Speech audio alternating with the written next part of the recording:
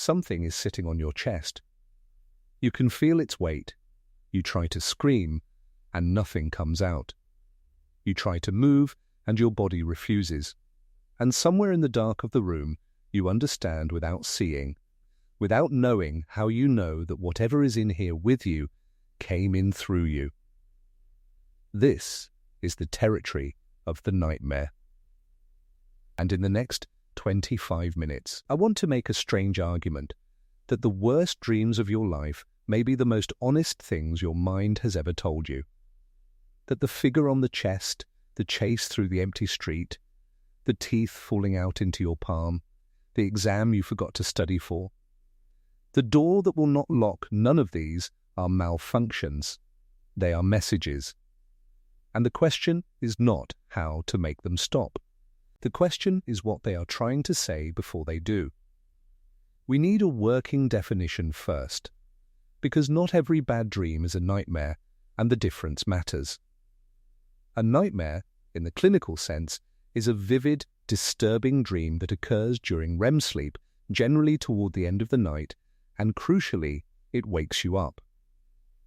You remember it. You can describe it. Your heart. You may need a glass of water and a few minutes before you trust the room again. This is different from a night terror, which arrives in deep non-REM sleep, usually in the first third of the night, often in children, and which produces screaming and thrashing and absolutely no memory of what just happened. A night terror is something the body does. A nightmare is something the mind shows. The first is closer to a seizure. The second is closer to a sermon. Most dreams you forget. By the time you've reached the kitchen, the imagery has already fogged.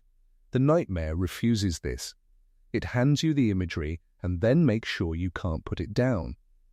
Some people carry a single nightmare from childhood for 50 years.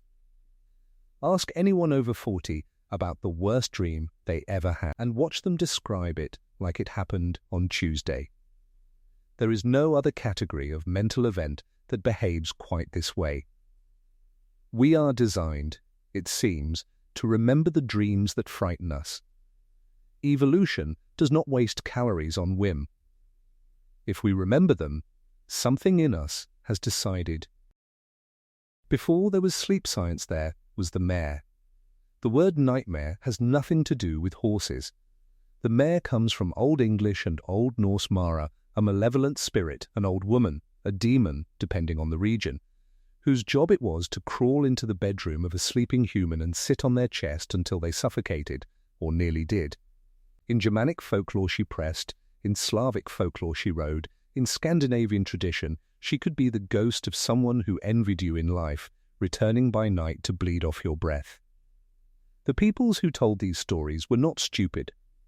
They were describing, with the tools available to them, an experience that millions of people still report today: sleep paralysis. You wake up. Your eyes open. Your body, still chemically frozen from REM, refuses to move. The brain, half dreaming, populates the dark of the room with a presence. The chest feels heavy because the diaphragm is shallow and you cannot deepen the breath. So you lie there, awake, locked inside yourself, certain that something is in the room. And every culture that has ever encountered this experience has named the something: the mare, the jinn, the shadow people. In Newfoundland, it is the old hag. In Japan, it is kanashibari, bound by metal. The phenomenology is identical across continents.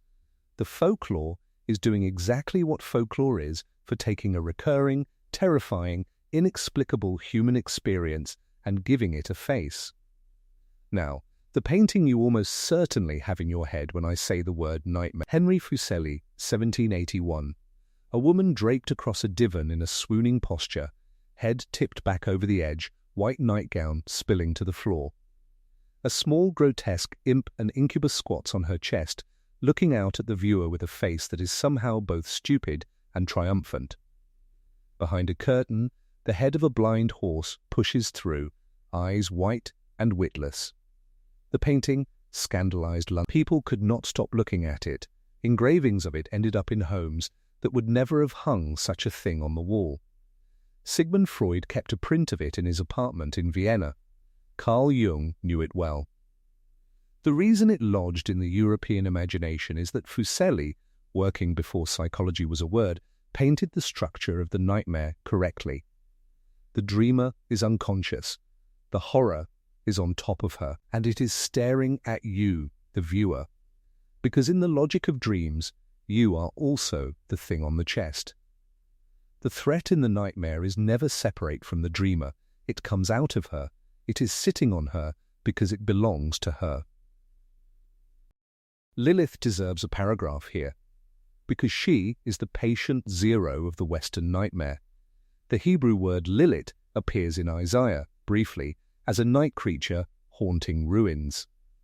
Later Jewish tradition, working backwards from the strange fact that Genesis contains 2 creation accounts, decided that Adam must have had a first wife before Eve a wife made not from his rib, but from the same dust he came from, and therefore unwilling to submit. She left the garden. She became, in the legend, a demoness of the night who preyed on infants and seduced sleeping men. She is the prototype of the succubus. The masculine equivalent, the incubus, is her shadow.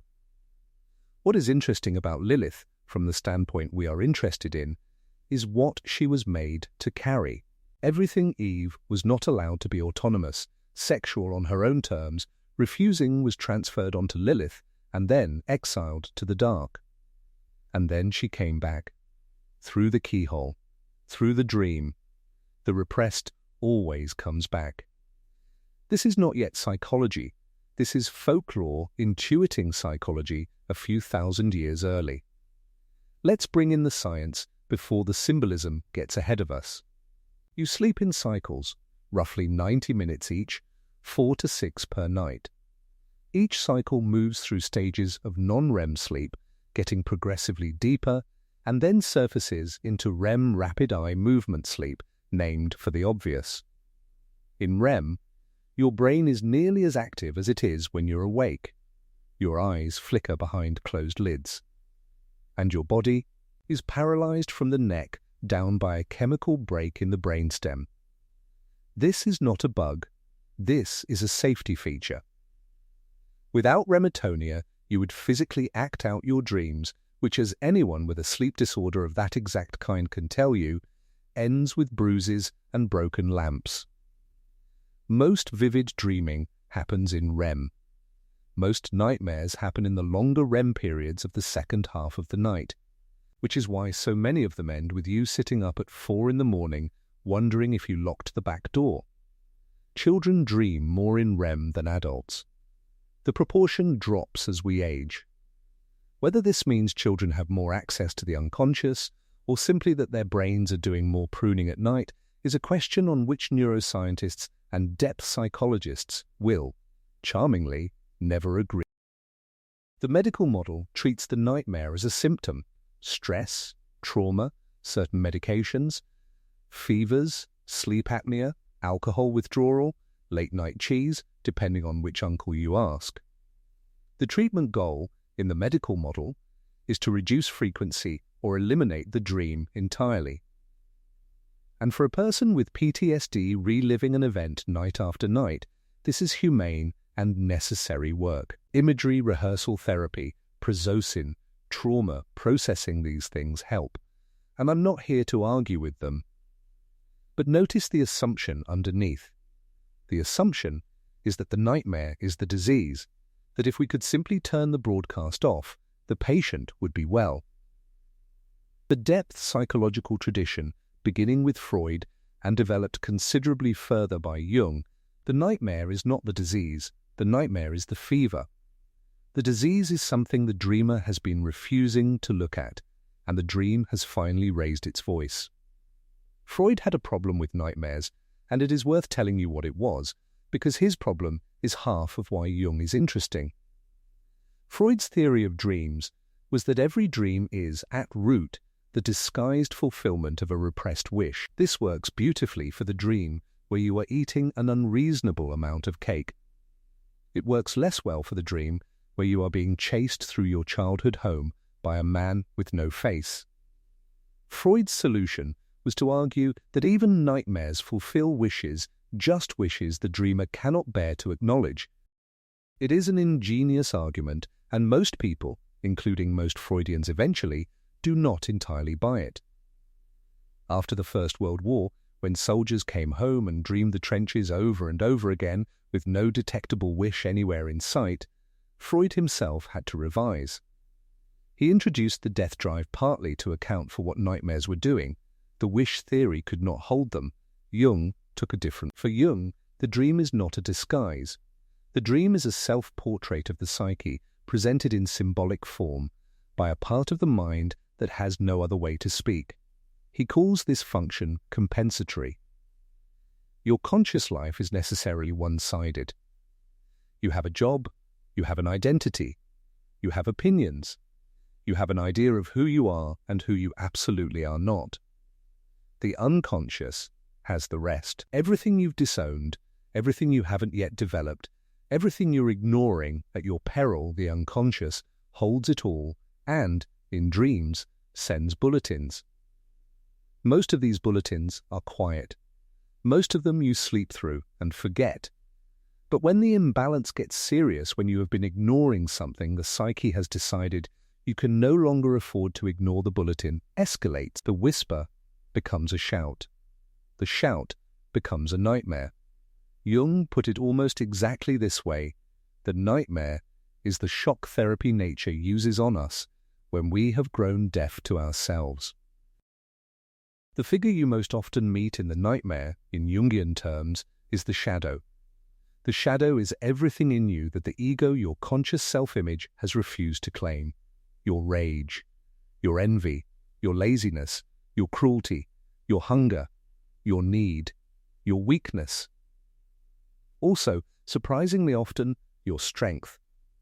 People disown their strength as readily as their weakness, and then dream of it as a stranger trying to break into the house. The shadow is not evil. The shadow is unmet. It is everything you have not made conscious, and therefore it lives behind you where you cannot see it, and it follows you wherever you go. In dreams, the shadow announces itself as the chaser, the intruder, the thing in the basement, the neighbor whose face you cannot quite remember, but whose intentions you are sure of. And the dream is asking you to do the one thing your conscious mind has spent years refusing to do, which is to turn around and look at it. I'll tell you what happens when people do turn around, because the pattern is consistent enough that it deserves to be named. The shadow, confronted, almost always loses its menace. The monster in the recurring dream has a face. The face is human. The face is sometimes the dreamer's own. The figure says something often, something brief and not particularly dramatic, and dissolves. Or it doesn't dissolve, it walks alongside the dreamer. The recurring nightmare, in many cases, simply stops. This is not a magic trick. It is what happens when the psyche stops needing to shout, because it has been heard. The function of the nightmare is to be received. Once received, it has done its work. A small case, because abstraction goes only so far. A woman has the same dream for years. A figure in a long coat follows her through the streets of an unfamiliar city. She runs. He gains. She wakes. One night, having read something, it doesn't matter what she does, the thing she has never. She stops running. She turns. She walks toward him. He stops. He says, with a kind of mild surprise, that he has been trying to give her something. He has been trying to give her something the whole time. She wakes up, not frightened. She does not have the dream again. Now, is this a real case? I have heard versions of it from enough people in enough contexts that the question is almost beside the point. The structure repeats because the structure is the structure. The chase is not a chase. The chase is a delivery the dreamer has been refusing to sign for. Recurring nightmares are a category worth pausing on because they are the clearest evidence that something in the dream source is being patient with you. A one-off nightmare is a flare. A recurring nightmare is a letter being resent. The unconscious is not a creative writing student. It does not invent new material for fun. If a dream is repeating, it is repeating because the message has not been received. People with recurring dreams of being unprepared for an exam, showing up to work with no clothes, finding rooms in their house they did not know existed, missing a flight, losing teeth, these dreams have content. The exam dream is rarely about the exam. It is about a part of life in which the dreamer feels exposed as a fraud and is asking, with some urgency, to be addressed. The unfamiliar room dream is, almost always, an offer. Your house is larger than you knew. Would you like to come look? You can refuse, and the dream will come back. The unconscious has time. Trauma is a category of its own, and I don't want to fold it into the rest, because doing so would be unfair to the people who live with it. Trauma nightmares are not symbolic invitations. They are the original event, replaying, with the original physiology, sometimes for years. The mechanism appears to be that the trauma did not get fully processed. At the time, the brain could not file it as past, so it stays present, and every night the system tries to integrate it and fails. Modern trauma therapy works on this directly. EMDRA, prolonged exposure, written narrative, somatic work. These are not interpretations of the dream. They are ways of letting the dream finally become a memory instead of an event. For someone in the middle of this, the depth psychological reading I've been describing is not the priority. Getting the nervous system to settle is the priority. The symbolic life can resume after the body has been allowed. But for the rest of us, for the ordinary, persistent, unexplained nightmares that most people have a few of every year, the question is what to do with them. Jung's most radical suggestion was a practice he called active imagination. It is, in essence, this: you sit down, awake, in a quiet room. You bring the image from the dream back into your mind, the figure, the room, and then, instead of analyzing it, you let it move. You ask it questions. You let it answer. You write down what it says. You do not direct the conversation. You let the figure speak for itself, and you respond as honestly as you can. And what happens, when this is done seriously, is that the dream continues. The unfinished scene finishes. The chase, the locked door opens, or doesn't, and either way something is learned. Active imagination is not visualization. It is not guided meditation. It is closer to a seance you hold with yourself, and people who have done it consistently report that their dream life quiets considerably. The unconscious, having found a place to speak in the daytime, no longer has to ambush. Lucid dreaming is the other route, and I'll be brief about it because the literature is large and most of it is overblown. A lucid dream is one in which you become aware, inside the dream, that you are dreaming. Once aware, you can choose. You can turn and face the figure. You can ask the dream what it wants. You can walk through the locked door, which, since it is your locked door, will open. Lucid dreaming can be trained. The basic technique is to develop the habit in waking life of asking whether you are dreaming and performing a small reality check, looking at your hand, looking at a clock twice, trying to push a finger through a palm. Done often enough, the habit migrates into the dream, and one night, inside the chase, you will look at your hand, and the hand will be wrong, and you will know. Lucid dreaming is not a toy. People who use it to fly around and have adventures get bored of it quickly. People who use it to face the figures they have been running from for 20 years describe it as one of the more useful tools they have ever found.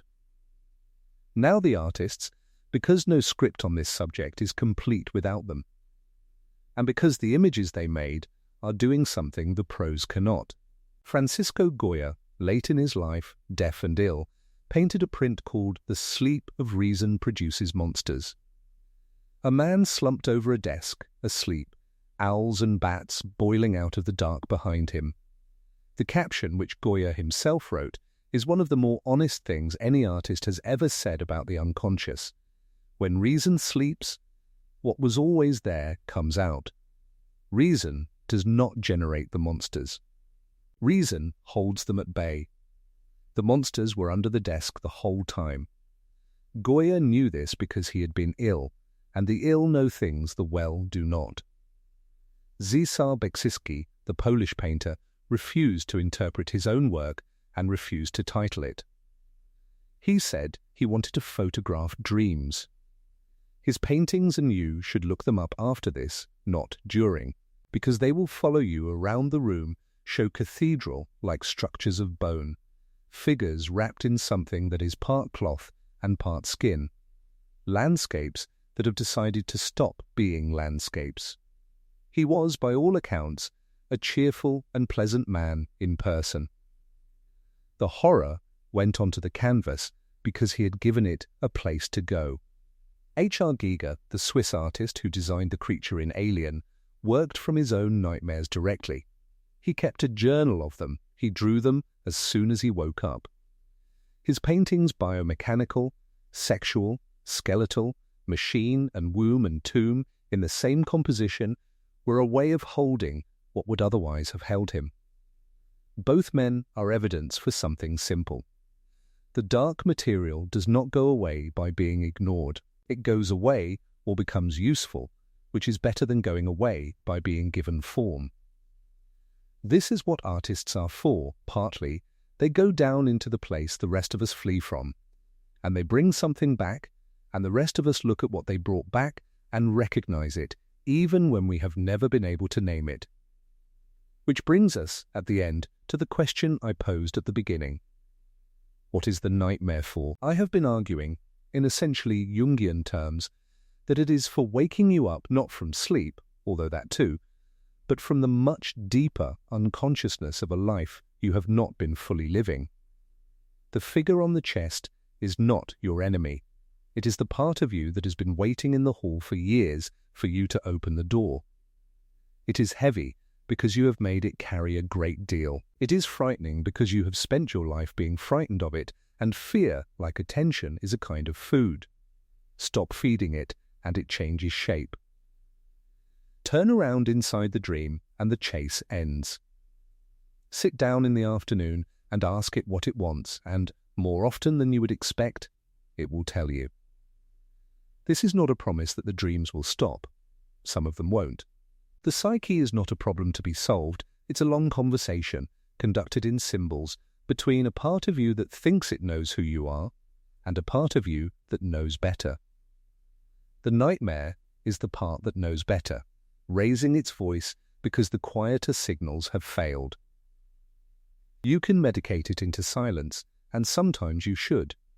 You can analyze it into a lecture, and sometimes that helps. Or you can do the harder thing, which is to take it seriously as a message from yourself to yourself, written in the only language that part of you speaks. The mare on the chest, the figure in the long coat, the room you didn't know your house contained, they are not visitors. They never were. They live here. They have always lived here. And the night, far from being the time when the monsters come out, may simply be the time when you are finally quiet enough to hear what they have been trying your whole life to say. Sleep well. Or don't.